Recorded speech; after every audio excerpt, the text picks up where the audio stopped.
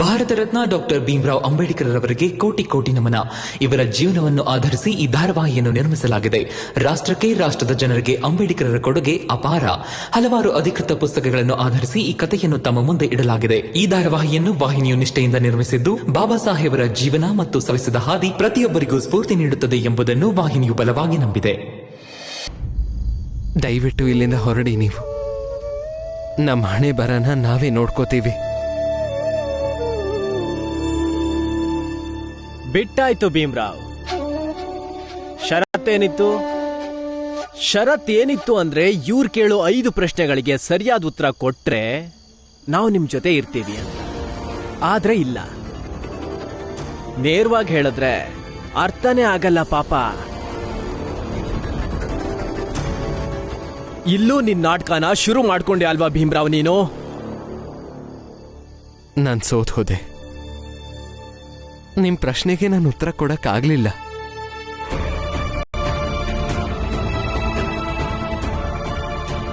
ಆದ್ರೂ ದಯವಿಟ್ಟು ನೀವಿಲ್ಲಿಂದ ಹೊರಟು ಹೋಗಿ. ನಮ್ಮ ಹೋರಾಟನ ನಾವು ಮುಂದುವರಿಸ್ತೀವಿ.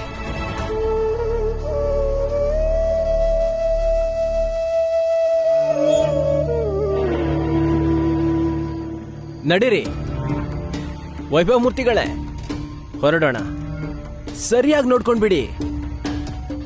ಹೀಗೆಲ್ಲಾ ಕಡೆನೂ ನಾಟಕ ಮಾಡಿ ಮಾಡಿ ಇತಿಹಾಸನೇ ಬರಿತಾನೆ ಇವನು.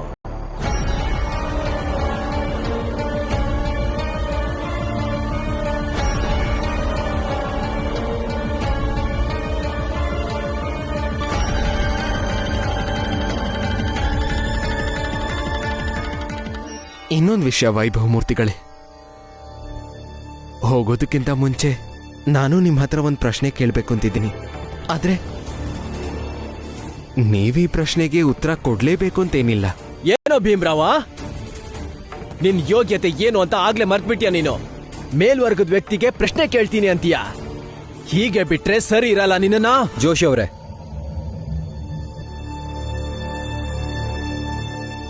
ಕೇಳು. ವೈಭವ ಮೂರ್ತಿಗಳೇ, ನಿಮ್ಮ ಪ್ರಕಾರ ಮೇಲ್ಜಾತಿಯವರು ಮೇಲ್ ಯಾಕೆ ಮತ್ತೆ ಕೆಳವರ್ಗದವರು ಕೀಳಿ ಯಾಕೆ?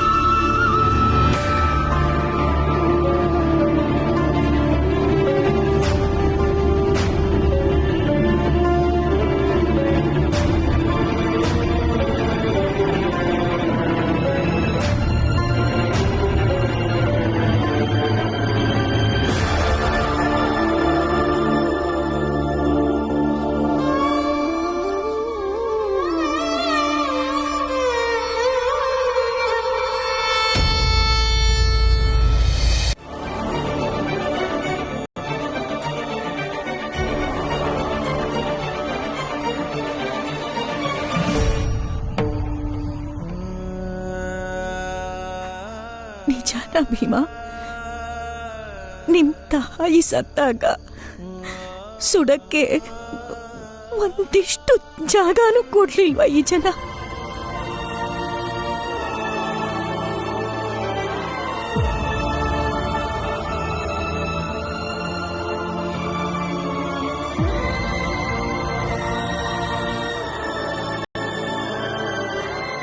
ಕಣ್ಣೀರು ಹಾಕಿದ್ರೂ ಪರವಾಗಿಲ್ಲ, ಪೆನ್ಷನ್ ಸಿಕ್ಕಿದ್ರೆ ಸಾಕು. ಈ ಭೀಮರಾವ್ ವೈಭವ ಮೂರ್ತಿಗಳನ್ನ ಅವಮಾನ ಮಾಡಿದಾನೆ. ಪ್ರತಿಯಾಗಿ ಆ ಪ್ರಚಂಡ ಮೂರ್ತಿಗಳು ಅದೇನ್ ಮಾಡ್ತಾರೋ ದೇವ್ರಿಗೆ ಗೊತ್ತು. ನೋಡ್ರಪ್ಪ, ನಾವಿಲ್ಲೇ ಇದ್ರೆ ಪ್ರಚಂಡ ಮೂರ್ತಿಗಳು ನಾವು ಈ ಭೀಮರಾವ್ ಜೊತೆ ಇದೀವಿ ಅನ್ಕೊಂತಾರಷ್ಟೇ. ನಡೀರಿ, ಮನೆಗೆ ಹೋಗೋಣ. ನಡೀರಿ, ಬೆಳಗ್ಗೆನೆ ಎದ್ದು ಕ್ಷಮೆ ಕೇಳಕ್ ಹೋಗೋಣ.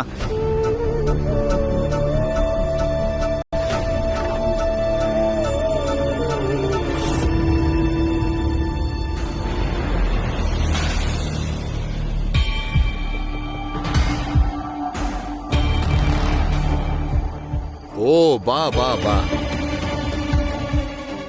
ಮತ್ತೆ ಆ ಭೀಮ್ರಾವ್ನಿಂದ ಓದಿನ ಭೂತ ಬಿಡಿಸಿದ್ರಿ ತಾನೆ? ನಾವು ಗೆದ್ವಿ ಪ್ರಚಂಡ ಮೂರ್ತಿಗಳೇ. ಆದ್ರೆ ಅವನೇನು ಅಂತ ಗೊತ್ತಿದ್ಯಲ್ಲ ನಿಮ್ಗೆ. ಪ್ರತಿ ಸಲದಂತೆ ಭಾಷಣ ಶುರು ಮಾಡ್ಕೊಂಡ. ಅವನ ವಟ ವಟ ವಟನ ಕೇಳಿ ವೈಭವ ಮೂರ್ತಿಗಳಿಗೆ ತಲೆ ಕೆಟ್ಟು ಹೋಯ್ತು. ಅದಕ್ಕೆ ಸರಿಯಾದ ಪಾಠ ಕಲಿಸಿ ವಾಪಸ್ ಬಂದ್ಬಿಟ್ವಿ.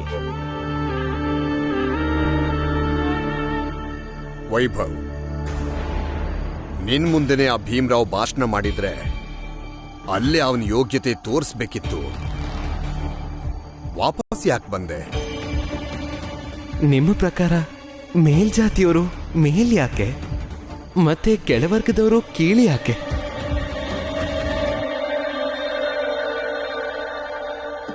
ನಂಗೆ ನಿದ್ದೆ ಬರ್ತಾ ಇದೆ, ನಾನು ಮಲ್ಕೋತೀನಿ. ನೀವು ವಿಶ್ರಾಂತಿ ತಗೊಳ್ಳಿ.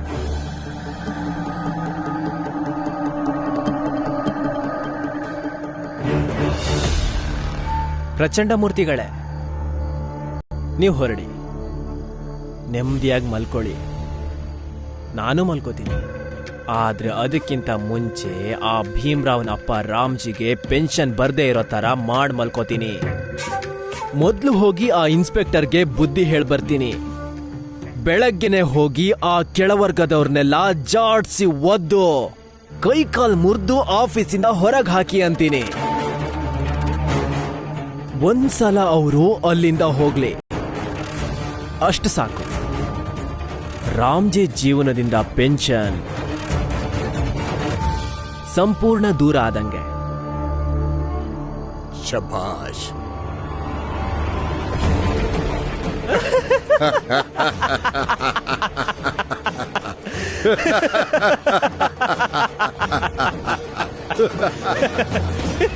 ನಾನು ನಿನ್ಗೆ 5 ಪ್ರಶ್ನೆ ಕೇಳ್ತೀನಿ. ಏನಾದ್ರೂ ನೀನು 5 ಪ್ರಶ್ನೆಗೆ ಸರಿಯಾದ ಉತ್ತರ ಕೊಟ್ರೆ ನಾನು ಕೂಡ ಭೀಮನ್ ಜೊತೆ ನಿಂತು ಹೋರಾಟ ಮಾಡ್ತೀನಿ. ಅವ್ರ ತಂದೆಯವರ ಪೆನ್ಷನ್ಗೋಸ್ಕರ ನಾನು ಹೋರಾಟ ಮಾಡ್ತೀನಿ. ಏನ್ರಪ್ಪ ಈಗ ನೀವ್ ಇಷ್ಟೊಂದ್ ಜನ ಇದ್ರೆ ನಾವ್ ನಿಮ್ಮನ್ನ ಚದುರ್ಸೋಕ್ ಹೆದರ್ಕೋತೀವಿ ಅನ್ಕೊಂಡ್ರ? ಸರಿ, ಲೆಕ್ಕ ಹಾಕೋಣ. 1 2 3 4 5 6 7 8 9 10 11 12 13 ಜನ ಇದ್ದೀರಾ. ಆದ್ರೆ ನೀನ್ ಹೇಳಿದ ಇನ್ನುಳಿದ ಜನರೆಲ್ರು ಎಲ್ಲೂ ಕಾಣಿಸ್ತಾನೆ ಇಲ್ಲ. ಅವರಿದ್ದಾರೆ ಅಂತ ಏನೋ ಮಾತಾಡಿದ್ದು ನೀನು. ಇರ್ಲಿ, ನಾಳೆ ಬೆಳಿಗ್ಗೆ ಬರ್ತೀನಿ. ಒಬ್ಬೊಬ್ಬರನ್ನೇ ಹಿಡಿದು ಒದ್ದು ಒಳಗ್ ಹಾಕ್ತೀನಿ. ತಿಳಿತಾ? ಭೀಮ್ರಾವ್ ಅಂಬೇಡ್ಕರ್.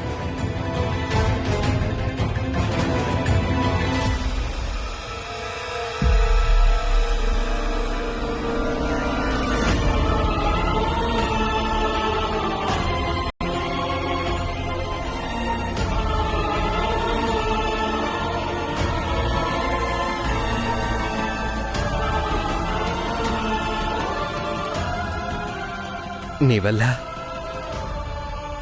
ಮನೆಗೆ ಹೋದ್ರೆ ಒಳ್ಳೇದನ್ಸುತ್ತೆ. ನಾನು ರಮ್ಮ ಇಲ್ಲೇ ಇರ್ತೀವಿ. ಇಲ್ಲ ಭೀಮಾ, ಅದೇನಾಗುತ್ತೋ ಆಗ್ಲಿ ಬಿಡು, ನೋಡೇ ಬಿಡೋಣ. ಹಾಗೇನೆ ಎಲ್ರೂ ಇಲ್ಲೇ ಇರಕ್ ಬಿಡು. ಜೀವನದಲ್ಲಿ ಮೊದಲನೇ ಸಲ ಜಿಜಬಾಯಿ ಮತ್ತೆ ಲಕ್ಷ್ಮಿ ಇದಕ್ಕೆ ಸಾಕ್ಷಿ ಆಗ್ತಿದ್ದಾರೆ. ಅವರಿಗೂ ಗೊತ್ತಾಗ್ಲಿ ಬಿಡು. ಈ ಜಾತಿಯಲ್ಲಿ ಹುಟ್ಟೋದ್ರಿಂದ ಒಂದೊಂದು ವಿಷಯಕ್ಕೂ ಅದೆಷ್ಟು ಹೋರಾಟ ಮಾಡಬೇಕು, ರಾತ್ರಿ ಹಗಲು ಹೇಗೆ ಎದ್ದಿರಬೇಕು ಅಂತ.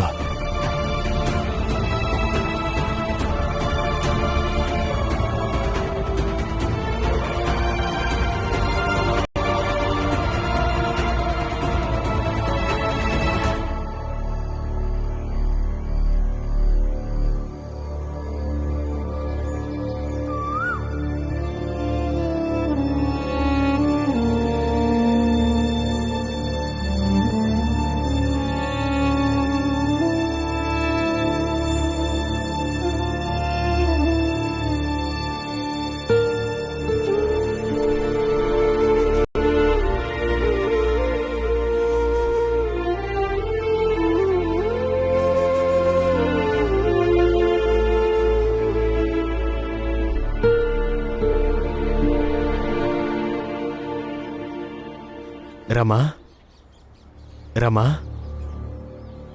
ಎದ್ದೇಳು.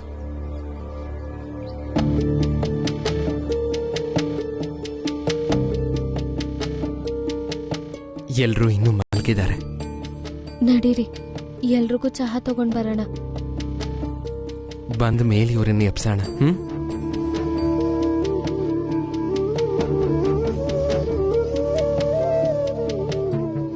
ಏಯ್ ನಿಂತ್ಕೋ. ನೀವಿನ್ನೂ ಈ ಜಾಗ ಬಿಟ್ಟಿಲ್ವಾ? ಎಲ್ರನ್ನೂ ಓಡಿಸ್ರೋ ಇಲ್ಲಿಂದ. ಹೋಗ್ಲಿಲ್ಲ ಅಂದ್ರೆ ಒದ್ದು ಓಡಿಸ್ರಿ ಎಲ್ರನ್ನೂ. ಬಾರಿಸಿ ಮಕ್ಕಳಿಗೆ. ನೋಡಿ, ಅರ್ಥ ಮಾಡ್ಕೊಳ್ಳಿ. ಹೊಡೆಯೋದೆಲ್ಲ ಹೊಡಿಬೇಡಿ.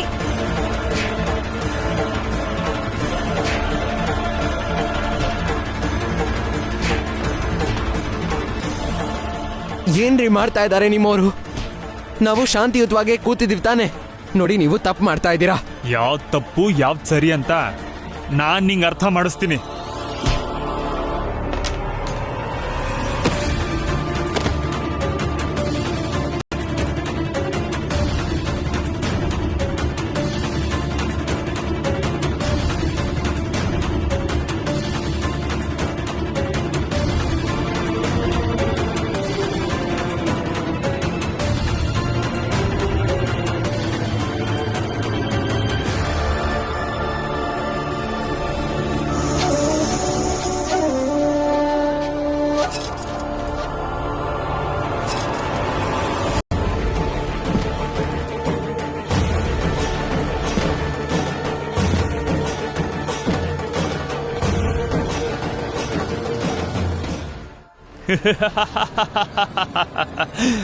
ಇನ್ಮೇಲೆ ಸರಿಯಾಗಿ ನೋಡಕ್ಕೂ ಆಗ್ಬಾರ್ದು.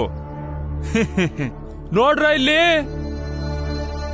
ಪಾಪ ಕುರುಡ ಆಗೋಗಿದ್ದಾನೆ. ಯಾರಾದ್ರೂ ಎಬ್ಸಿ ಮನೆ ಕರ್ಕೊಂಡು ಹೋಗಿ.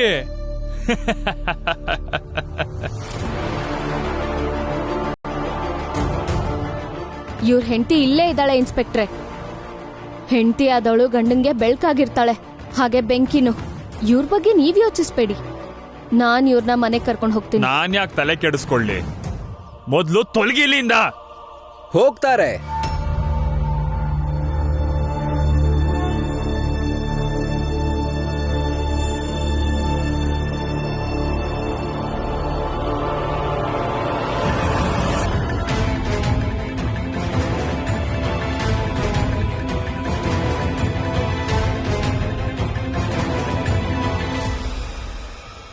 ಮೊದಲು ಆಫೀಸ್ ಓಪನ್ ಆಗ್ಲಿ ಬಿಡಿ.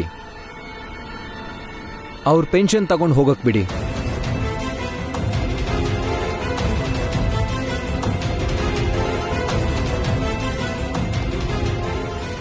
ಇದು ವಿಭಾಗೀಯ ಪತ್ರ. ಇದರಲ್ಲಿ ಆದೇಶ ಇದೆ, ಅವ್ರ ಪೆನ್ಷನ್ ಅವ್ರಿಗೆ ಕೊಡಬೇಕು ಅಂತ.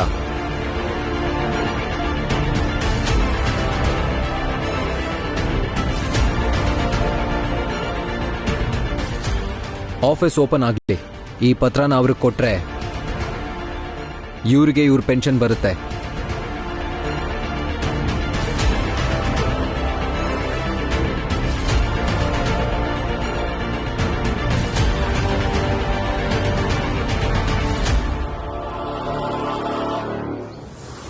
ವೈಭವ್ ಮೂರ್ತಿಗಳೇ, ನೀವು ನಿನ್ನೆ ಕೇಳಿದ 5 ಪ್ರಶ್ನೆಗಳನ್ನ ತುಂಬಾ ಗಂಭೀರವಾಗಿ ತಗೊಂಡಂಗಿದೆ.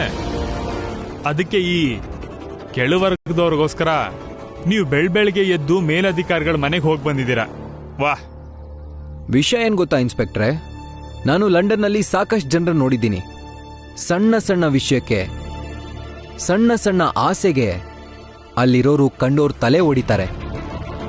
ಆದ್ರಲ್ಲಿ ಜನ ಎಷ್ಟು ಶಾಂತಿಯುತವಾಗಿ ಕೂತಿದ್ದಾರೆ, ತಮ್ಮ ಅವಶ್ಯಕತೆಗೆ ಹೋರಾಡ್ತಿದ್ದಾರೆ. ಅದಕ್ಕೆ ನಂಗನ್ನಿಸ್ತು ಇವ್ರಿಗೆ ಸಹಾಯ ಮಾಡಲೇಬೇಕು ಅಂತ.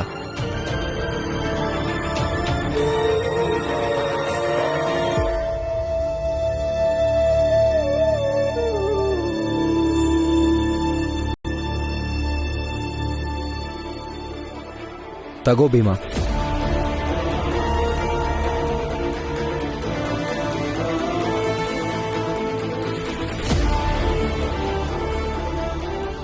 ನೀವು ನಮ್ಮ ಬಗ್ಗೆ ಏನ್ ಯೋಚನೆ ಮಾಡಿ ನಮಗ್ ಸಹಾಯ ಮಾಡಿದ್ರೋ ಗೊತ್ತಿಲ್ಲ. ಆದ್ರೆ ಅದೇನೇ ಇರ್ಲಿ, ನಿಮಗೆ ನಾನು ಸದಾ ಆಭಾರಿಯಾಗಿರ್ತೀನಿ. ನೀವಿಲ್ಲಿಂದ ಹೊರಡಿ, ಕಚೇರಿ ತೆಗೆದ್ಮೇಲೆ ಇಲ್ಲಿಗೆ ಬನ್ನಿ, ಪೆನ್ಷನ್ ಶುರು ಆಗುತ್ತೆ. ಆಗ್ಲಿ.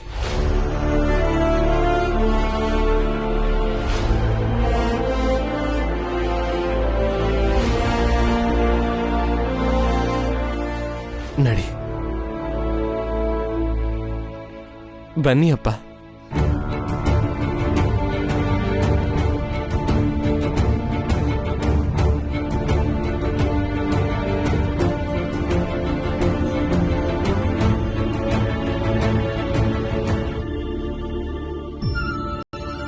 ನಿಮ್ಮಿಂದ ತುಂಬಾ ತುಂಬಾ ಉಪಕಾರ ಆಯ್ತು.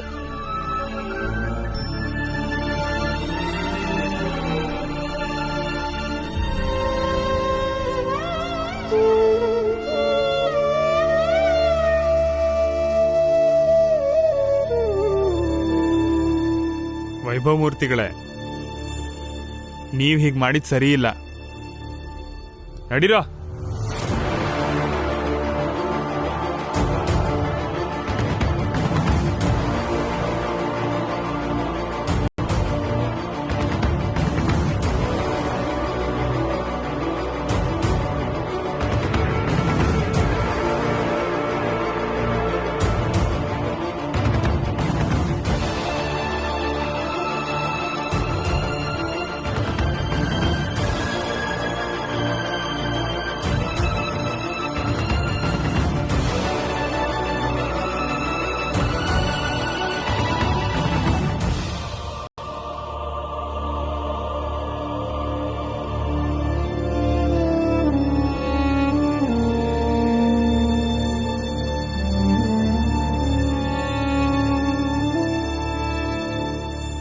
ಬಂದೇನಪ್ಪ ಭೀಮ.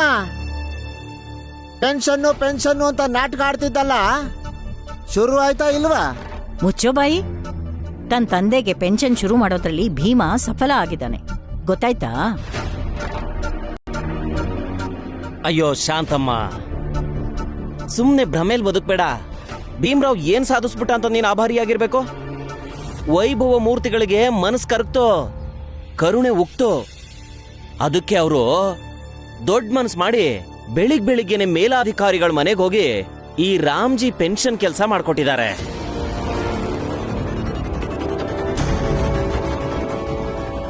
ಭೀಮ್ರಾವ್ ಏನೋ ಸಾಧಿಸ್ಬಿಟ್ಟ ಅಂತ ಅಲ್ಲ. ಹೌದು, ನಮ್ ವಟಾರದಲ್ಲಿ ಸಾಧಿಸ್ದೋರು ನೀವೊಬ್ರೇ ನೋಡಿ ನಂಜುಂಡಣ್ಣ. ಕಂಡೋರ್ನೆಲ್ಲ ವ್ಯಂಗ್ಯ ಮಾಡೋದ್ರಲ್ಲಿ ಮೊದಲನೇ ಬಹುಮಾನ ನಿಮ್ಗೆ. ಇಲ್ಲಿವರೆಗೂ ಮೇಲ್ವರ್ಗದ ಯಾವ್ದಾದ್ರೂ ವ್ಯಕ್ತಿ ನಮ್ಗೆ ಸಹಾಯ ಮಾಡ್ಬೇಕು ಅಂತ ನಿಂತಿದಾರ ಹೇಳಿ? ವೈಭವ್ ಮೂರ್ತಿಗಳು ಭೀಮಂಗ್ ಸಹಾಯ ಮಾಡಿರೋದು ಅಯ್ಯೋ ಪಾಪ ಅನ್ನೋ ಕರುಣೆಯಿಂದ ಅಲ್ಲ, ಭೀಮ ಸೋಲ್ಲಿ ಅಂತ ಅವರು ಪ್ರಯತ್ನ ಪಟ್ಟಿರೋರೆ. ಎಂಥ ಕಠಿಣ ಪ್ರಶ್ನೆಗಳನ್ನ ಕೇಳಿದ್ರು ನಮ್ ಭೀಮ ಪಟ ಅಂತ ಎಲ್ಲಾ ಪ್ರಶ್ನೆಗೂ ಉತ್ತರ ಕೊಟ್ಟಿದ್ದಾನೆ ಗೊತ್ತಾ? ಅನಿವಾರ್ಯವಾಗಿ ಸಹಾಯ ಮಾಡೋ ತರ ಮಾಡಿದಾನೆ ಅವನು. ಆದ್ರೂ ಈ ಮೇಲ್ನವರು ನಮ್ಗ್ಯಾಕೆ ಸಹಾಯ ಮಾಡಕ್ ಬಂದ್ರು? ಇದ್ರಲ್ಲೇನಾದ್ರೂ ಷಡ್ಯಂತ್ರ ಇದ್ರೂ ಇರಬಹುದಾ?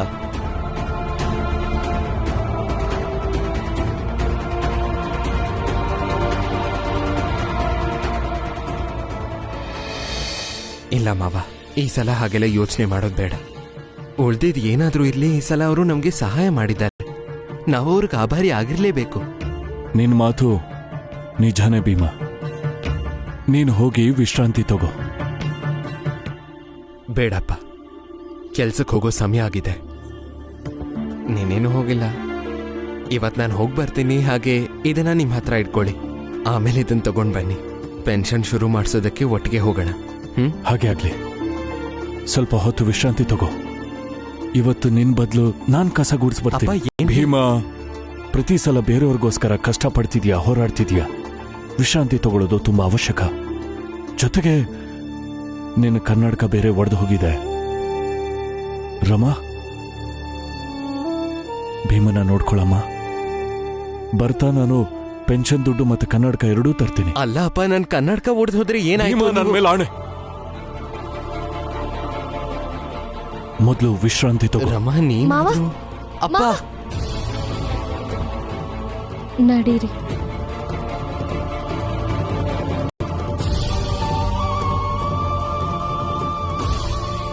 ಲಕ್ಷ್ಮಿ, ನನಗೆ ಒಂದು ಒಳ್ಳೆ ಶುಂಠಿ ಚಹಾ ಮಾಡಿಕೊಡು. ರಾತ್ರಿ ಇಡೀ ನಿದ್ದೆ ಇಲ್ದಿರೋದು ತಲೆ ಯಾಕೋ ಸಿಡಿತಿದೆ. ಚಹಾ ಕುಡಿದ್ರೆ ಸ್ವಲ್ಪ ಕಮ್ಮಿ ಆಗ್ಬೋದು. ಬಾ. ತಲೆ ನೋಯ್ತಾ ಇದ್ಯಾ? ವಿಶ್ರಾಂತಿ ಬೇಕು ಅನ್ನಿಸ್ತಿದ್ಯಾ? ಶುಂಠಿ ಚಹಾ ಬೇಕು ಅನ್ನಿಸ್ತಿದ್ಯಾ? ಹೋಗು ಲಕ್ಷ್ಮಿ, ರಾತ್ರಿ ಎಲ್ಲ ಯಾರ್ಯಾರು ಎದ್ದಿದ್ರೋ ಎಲ್ರಿಗೂ ಶುಂಠಿ ಚಹಾ ಮಾಡ್ಕೊಂಡ್ ಬಾ. ನಾವೆಲ್ಲ ಒಟ್ಟಾಗಿ ಚಹಾ ಕುಡಿಯೋಣ. ಮತ್ತೆ ಚಹಾ ಕುಡಿತಾ ಕುಡಿತಾ ಒಂದು ವಿಷಯನ ಚೆನ್ನಾಗಿ ಯೋಚನೆ ಮಾಡ್ಬೇಕು. ಇಂಥ ಹೋರಾಟಗಳನ್ನ ಭೀಮ ಚಿಕ್ಕ ವಯಸ್ಸಿನಿಂದ ಮಾಡ್ಕೊಂಡ್ ಬಂದಿದ್ದಾನೆ. ಹಗಲು ರಾತ್ರಿ ಬೇರೆಯವ್ರಿಗೋಸ್ಕರ ಹೋರಾಟ ಮಾಡಿದಾನೆ. ಪ್ರತಿ ಹೋರಾಟದಲ್ಲೂ ಭೀಮ ಗೆದ್ದು ಬಂದಾಗ ನೀನು ಜೀಜಾಬಾಯಿ ಇಬ್ರು ಅವನನ್ನ ಇಲ್ಲಿವರೆಗೂ ನೆಮ್ಮದಿಯಾಗಿರೋಕ್ ಬಿಟ್ಟಿದ್ದೀರಾ? ಈ ವಿಷಯನ ಚಹಾ ಕುಡಿತಾ ಕುಡಿತಾ ಯೋಚನೆ ಮಾಡಿ.